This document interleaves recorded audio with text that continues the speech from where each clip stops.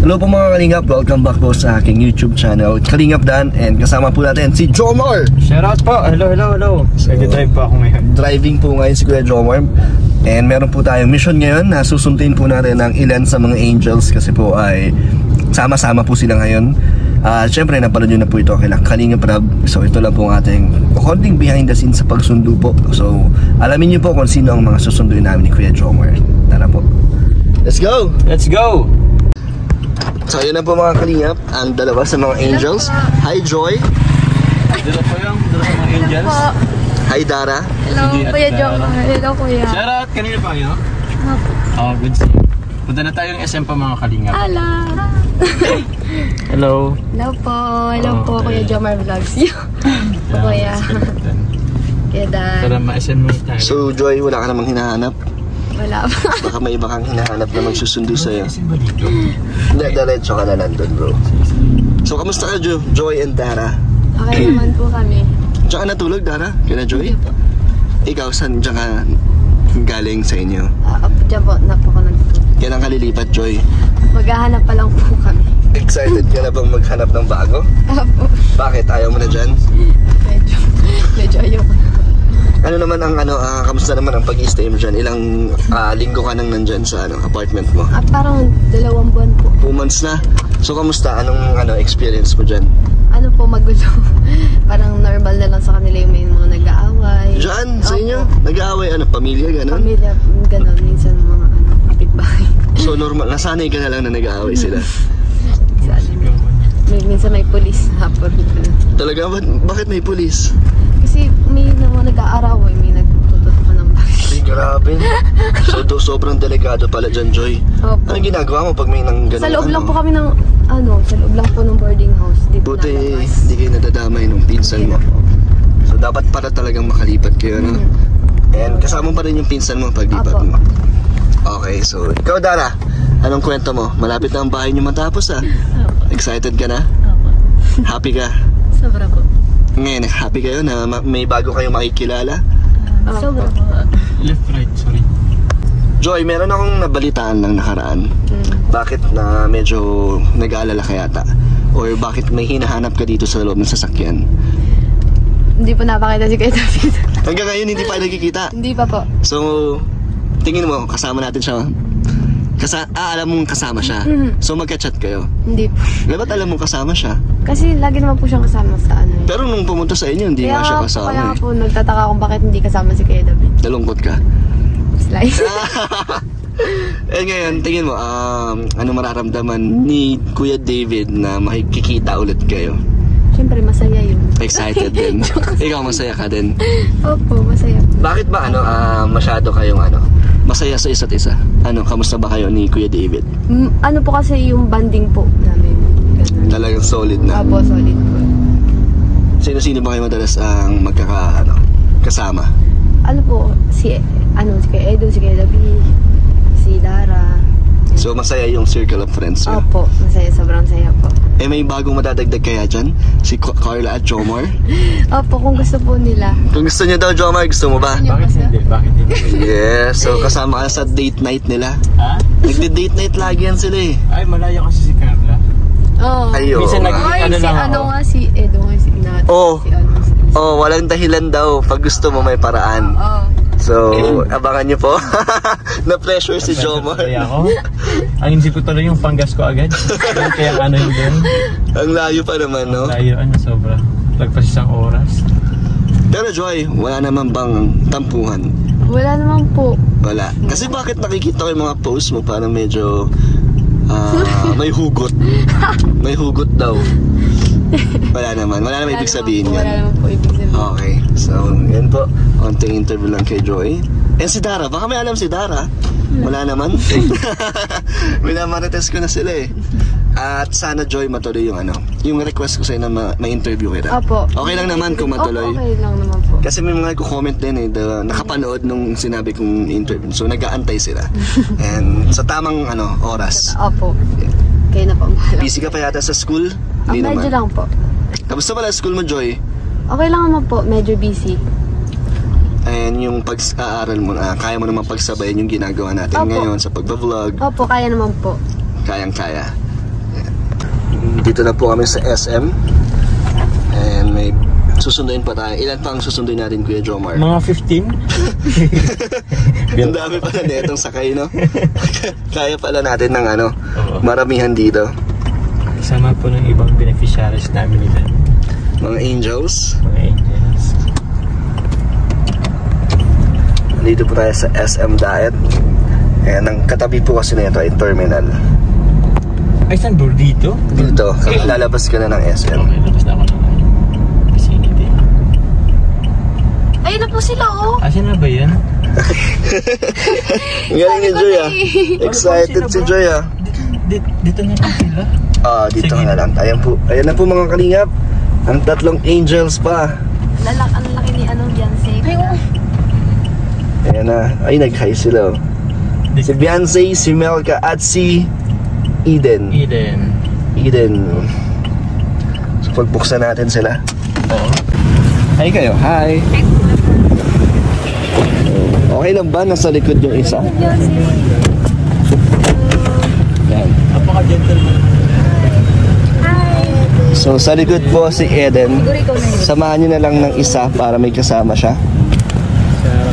Dito ka na sa harap. Beyonce.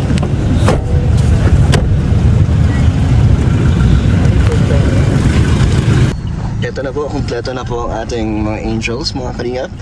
Hello, Beyonce. Ano po? So, sino dito yung mga first time lang na nakita-kita?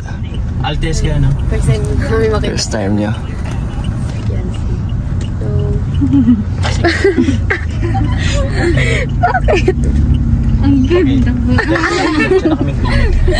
SM, diretso na kaming clinic. Ganda mo daw, Joy. Alteas. Thank you. Mas maganda ka. Kasama namin sila lahat. Si Melka, first time mo din makita sila Joy. Ay, hindi, si Beyonce, no? Si Eden, first time mo din siya makita. So, ikaw, Beyonce, lahat, first time mo sila makita. Hello. So, may starstruck pa po sila sa isa't isa. Hello, Carla. Madila ka pong puto.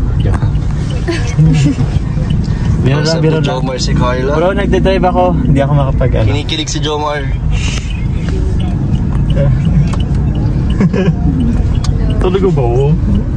Igulo ko ako ni David mga Habang kausap ko ni Jomar si Carla, kinikilig po siya. Dito na muna ako. Ay, teka, chat mo na si Kalinga Prab bago ako pumunta ng Alteas. Bye-bye. Tama. Ay, magtaas ba yun? Sino? Dara. Sukat. 3, 2, 1. Wala na. Ano na si Melka tapos si Eden? Kita po ba? Oo. So Beyonce, ano mang reaction mo na nakita mo na lahat sila? Meron pa doon dalawa, si Carla at si Roseanne. Masaya po, ang babae po nila. Tapos si Ate Joy. Ano si Ate Joy? Sobrang ganda po. Wow! Grabe. Lahat sila maganda? Opo. Lahat naman kayo maganda eh. Ano masasabi mo, Beyonce, bawat isa sa kanila? Ano po? Naiya po ako. Si Joy na po ang pinaka-mature dito. Ikaw ba yung pinakamatanda? Hindi naman. Ano? Ikaw ba yung oldest? O siya po. Ilan taon ka na? Sa lahat 16. Ay, bata ka pa. Ikaw? Ano? Pa 18. Ikaw? 18. Pares kami 18. And si Dara? 15 po. Wow, si Dara Pinakabata. Si Antay naman. 16 na siya. So, anong ma-advise mo, Joy, kay Beyonce na ngayon first time niya magsama-sama kayo? Huwag ka masyado mahiya kasi pare-pares lang naman tayong pare-pares tayong tinuturuan nila Kuya Rab, tsaka sa umpisa nakakahiya pero eventually pag nakuha mo na yung loob namin tapos nagka-banding na tayo, okay na. Wow, nakatitig sa si Beyonce habang nagsasalita ka, Joy. Gandang-ganda sa'yo si Beyonce, kaya talaga na-indab si Kuya David. Ay, grabe. Sorry. Maganda din ako. Sige lang. So Joy, ano experience mo sa Kalinga para may idea siya, si Beyonce, kung ano yung mga kamusta naman kami sa inyo? Yung sa una din, naiiyak ako sa kanila, sa K-Boys, kila Kuya Rab. Tapos, minsan natatakot nga ako kasi ang lalaki nila. Tapos, di ako sanay na maraming lalaki. Tapos, ayun, pag nakasama mo na sila, tapos, sobrang bait nila. Tapos, yung feeling mo, safe ka pag kasama mo sila kasi para silang kuya. Wow. Kuya sila sa atin. Komportable ka? Oo, komportable. Komportable ka rin sa kanila. Ganon ka rin, Dara? And kayo kaya, Melka? Ganon din naman. Si Eden naman, parang first time ko lang din, ay hindi, second time ko lang nakita si Eden. Oo, nung first andun sila. Kilala mo ako, Eden? Hindi. Jomar po.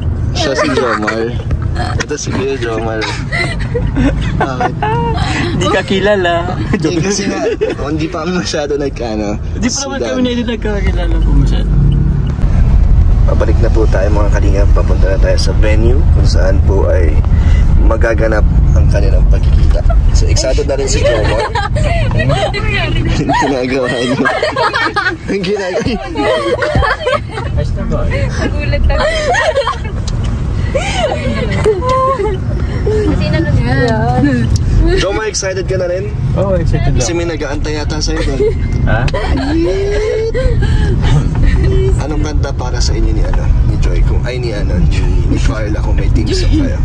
Kung may team song ang love team niyo, anong kanta? Pusong bato. Hindi, kasi sa yung background music na ganyan. Ano yung background music Ano niyo? nga yun yung I'm Falling For You? Yan Si ba yun? Tata, kinakanta ni Tata? Ay, ang ganda no! Alam mo yun, Joy? Kantayin mo nga. Hindi.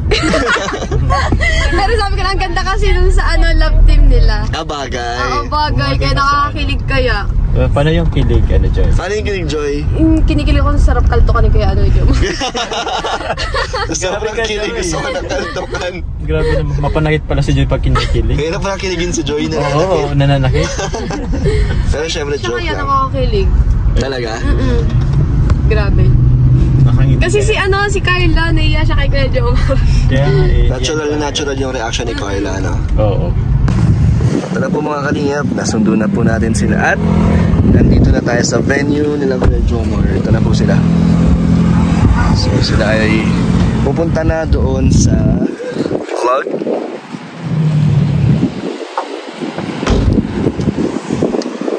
Oh, ba't di pa kayo pumupunta? Pasok na kayo doon. Joy! Sabay na kayo. Nahiya sila. Sabay na kayo.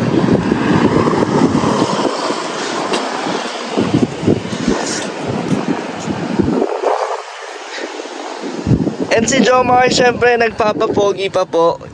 May kinuha lang. Yes! Real, sinundo ko si Joy.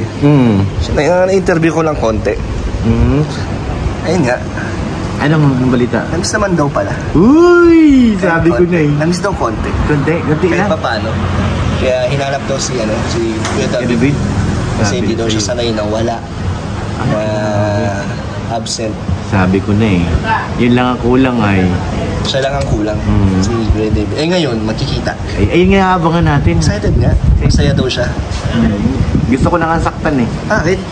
Gigigil ako ay. Higil ka na? Hindi ka kaya excited ngayon. May kinikilig eh. Si Kuya Jomar, syempre, nandiyan si Carla. Nagturo ka pa. Nagturo ka ano? Nagturo pa nga. Samahan niyo kayo. Ba kayo yung seat na pagkita niya? Matagal na 1 week. Mahigit na bro. Nagmanila na. Nagpila. Ang ganda naman ni Beyonce, Oo nga, ang ganda na, no? no?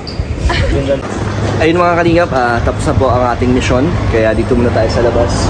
Dahil doon sila nag-vlog. Ano lang tayo, back up lang tayo dito kung ano man yung mga kailangan nating gawin. Kailangan ng rescuer, nandito lang. Yeah. Rescue saan? Kanila. So, kasama natin si Purel at si Red Zane. Kami muna mga parites ngayon. Wala kasi si Indian Brothers. Na umuwi na ng India yung isa. Naiwan tayo. So, kamusta kayo? Ayos lang. Ito, waiting. Wala pang nalabas eh. Kamusta top 7? Ay, grabe. Kamusta top 7? Pang ilang beses mo na pumasok sa top charity vloggers? Top 7, 2 times na. Oh? Ano yung pinakamataas mong ranking? Hindi ko na maalala eh. Pero pumapasok ka dati sa Hindi. Yung first time ko nagpasok, pasok sa top 7 ka agad. Yun na yun. So, Tapos nag-top 10, tapos top 7 ulit. anong feeling na na-recognize ka ni Sir July Paunil? Nakaka-ano rin kasi, siyempre, achievement yun ay na hindi ko naman naasahan na makakarating ako sa ganong kataas na mapabilang tayo dun sa mga malalakas. Kumbaga, masaya, pero alam ko ang kasunod niyan. May mga basher ako. So, sa kabila ng iyong success, meron din mga meron, negative dyan. Meron naman bang, meron na? Meron na. Ano reaction mo doon sa mga sa mga ganun naman, inamin ko naman, may mga laps ako doon, pero susunod siguro, babawi na lang ako para hindi na nila mapansin.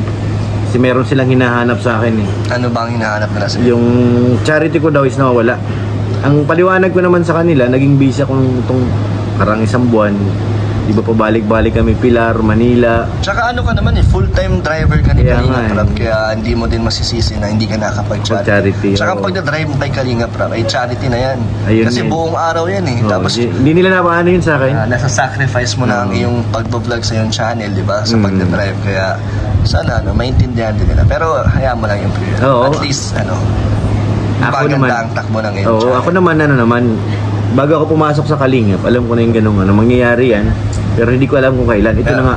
Pero hindi mo naman kakalimutan ang pagiging charity. Ay, hindi, diba? Hindi. Sinabi ko naman sa kanila na pag may time naman ako, talagang mag-charity naman. Yun. So, yun. Salamat. So, thank you, Red Zane. Ay, ako naman.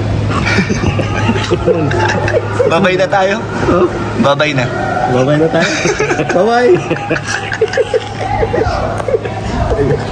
So, thank you po mga kalingap sa mga nod. Sana na-enjoy nyo ang ating konting behind the scenes sa pagsundo. So, thank you po. God bless po sa inyo.